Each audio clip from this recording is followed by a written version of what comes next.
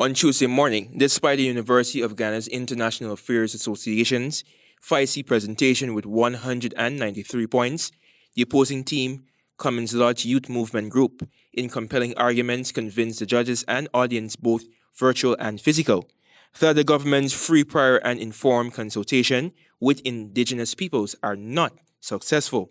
The opposing team's rebuttal led them to a 215-point victory over the UGIAA. UGIAA's first speaker proposing Riona Duke vehemently maintained her views on the government's free, prior, and informed consultation with Indigenous peoples.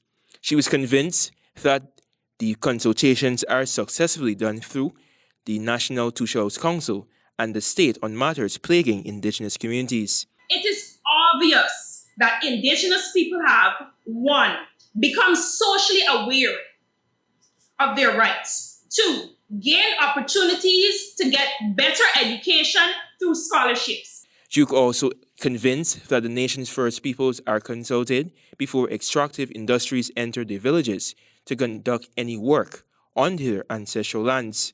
However, Brandon Singh, first speaker of the opposing team in his presentation, found it fit to highlight instances where free, prior, and informed consent was not upheld by the state. If consultations were truly successful, why does the government maintain centralized control over Indigenous governance? The Upper Mazaruni case exemplifies the failure of government consultations.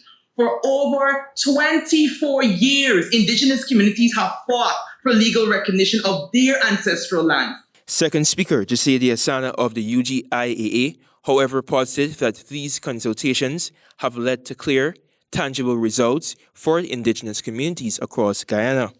Land rights have been a major achievement. After decades of struggle, communities have now received land titles. Their ancestral lands are legally recognized and protected.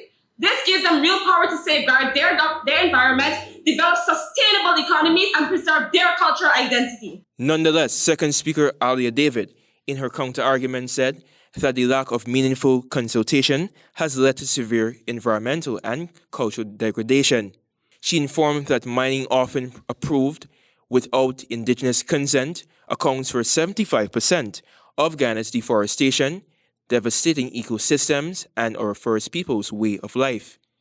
David highlighted that sacred lands are destroyed and essential resources like clean water and fertile land are rapidly depleting.